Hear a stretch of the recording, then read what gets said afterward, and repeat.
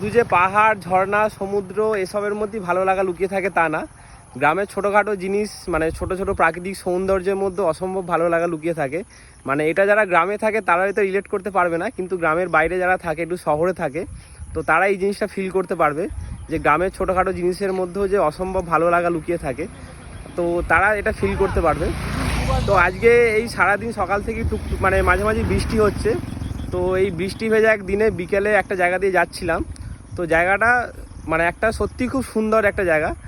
সামনে থেকে মনে হচ্ছে যেন খোলা আকাশ, গোটা আকাশটা দেখতে পাওয়া যাচ্ছে, এত ভালো একটা জায়গা। আর এই সাইডে মানে পুরো রাস্তায়, গোটা রাস্তাটা পুরো গাছে, মানে সাইডে সাইডে গাছ পুরো গোটা রাস্তাটায়। আর সামনে এই খোলা মাঠ, আকাশ, মানে সব কিছু নিয়ে যেন খুব ভালো লাগছে এই জায়গাটা। তো তোমাদের আমি দেখাচ্ছি, জাস্ট দেখে বলো যে কেমন লাগছে। জাস্ট দেখো একবার জায়গাটা, দেখো এই খোলা আকাশ, এই যে রাস্তা মানে মাঠের মধ্যে রাস্তা, আর এই যে খোলা আকাশ। এটা হয়তো মানে যারা গ্রামে থাকে তারা হয়তো এই জিনিসটা হয়তো মানে প্রায় দেখে থাকে, হয়তো ফিল করতে পারবে না।